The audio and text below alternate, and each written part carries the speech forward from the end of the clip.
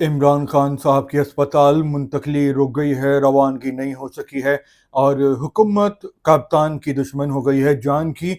और जल भुनकर हुकूमत कबाब हो गई है। तो अब होगा क्या? क्या इमरान खान अस्पताल नहीं जा सकेंगे? क्या वो आज़ाद फ़ज़ा में सांस नहीं ले सकेंगे? और इसके बाद क्या होने वाला है? कामयाबी किसको मिलेगी? पीटीआई ने तो मिठाई भी खा ली है। तो कुछ अहम सवालें जल्दी से बात कर लेते हैं। देखें, फिलहाल तो इमरान खान साहब की रवानगी रुक गई है अस्पताल। और अदालत ने, सुप्रीम कोर्ट के 3 रुकनी बेंच ने ये कहा था कि इमरान खान साहब को शिफा अस्पताल मुंतकिल किया जाए, जहां अगली समाअत होगी 16 सितंबर को, तो वो उस वक्त तक शिफा अस्पताल में ही रहें। लेकिन हुकूमत कमर कस के मैदान में आ गई है और हुकूमत ने ये कहा है, यानी जो वफाकी वज़ीर कानून है आज़म नज़ीर साहब, उन्होंने ये कहा है कि पाकिस्तान के कानून के मुताबिक कोई भी कैदी अगर होगा तो वो उसको अस्पताल तो मुंतकिल किया जा सकता है, लेकिन वो सरकारी अस्पताल में ही मुंतकिल किया जा सकता है, उसको निजी अस्पताल में मुंतकिल नहीं किया जा सकता। तो हुकूमत ने अपनी इस हवाले से पिटीशन भी दायर करवा दी है और फ़िलहाल इस मामले को रोक दिया है। तो क्या हुकूमत कामयाब हो जाएगी?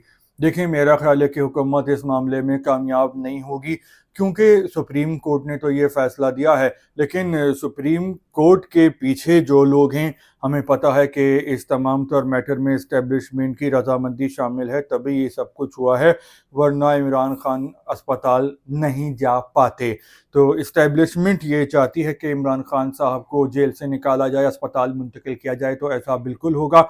अब ये हो सकता है कि अगर शिफा अस्पताल नहीं भेज रहे तो शिफा अस्पताल के बजाय पिम्स अस्पताल भेज सकते हैं।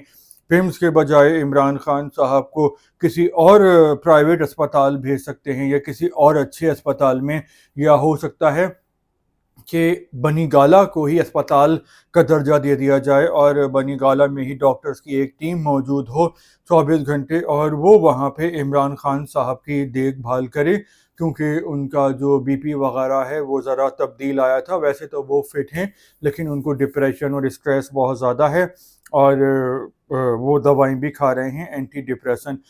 इस हवाले से जो मुस्लिम लीग नून के सियासतदान हैं, ख्वाजा साद रफ़ीक, काफ़ी वो लिबरल हैं, उनका दिल बड़ा है। उन्होंने कहा है कि इमरान खान साहब को सारी सहूलतें मिलनी चाहिए जिसके वो हकदार हैं, और 3 साल तो कोई भी इंसान रहेगा तो उसकी तबीयत ख़राब हो जाएगी। तो पॉजिटिव बयान है। ख्वाजा साद रफ़ीक इस मामले में बहुत अच्छे बड़े दिल के मालिक हैं, बहुत अच्छे प्रॉपर प्रोफेशनल सियासतदान हैं। अब जो अगर किसी बात को डिज़र्व करता हो तो उसकी तारीफ़ करनी चाहिए, चाहे वो किसी भी नज़रिए का हो, मसलक का हो, या किसी भी सियासी जमात का हो, रंग का हो।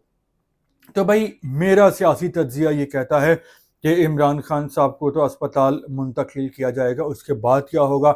मेरा ख़्याल है कि उसके बाद होगा ये कि पीटीआई मान जाएगी, 28वीं तरमीम की मंजूरी देगी, एक पेज पर होगी मुस्लिम लीग नून के साथ, और फिर नए सूबे भी बनेंगे और तब्दीली भी आएगी कि जो वफाक से पैसा आता था सूबों को, जो फंडिंग होती है बजट के पैसे, फिर वो सिर्फ सूबाई हुकूमत के पास नहीं रहेंगे, बल्कि सूबों में जो लोकल हुकूमतें होती हैं, बल्दियाती हुकूमतें, वहाँ तक जाएगा पैसा, और फिर गली मोहल्लों में आम लोगों पर वो पैसा लगेगा।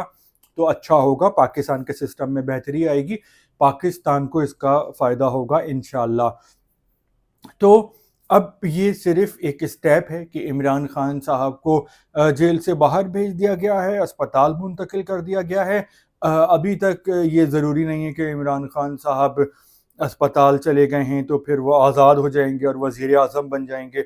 इस मामले पे ये भी देखा जाएगा कि क्या इमरान खान साहब हुकूमत के लिए, पाकिस्तान के लिए मुश्किलात तो पैदा नहीं कर रहे, इस्टेब्लिशमेंट को, हुकूमत को गालियाँ तो नहीं देते, और जो मुल्की सलामती के मामलात हैं उस पर एक पेज पर होते हैं। तो हम देखेंगे कि उनके लिए आसानियाँ भी होंगी, अस्पताल से वो बनी गाला मुंतकिल हो जाएंगे, वहीं पे नज़रबंद रहेंगे, आहिस्ता आहिस्ता सियासत में वापसी होगी, फिर अगले इलेक्शन में शायद उनको इलेक्शन में लड़ने का मौका भी मिल जाए, जो कि पीटीआई वालों के लिए बहुत ही पॉजिटिव खबर होगी। और अगर इमरान खान साहब ने नहीं बात मानी اسٹیبلشمنٹ کی تو واپس وہ جیل کی سلاخوں کے پیچھے ہوں گے.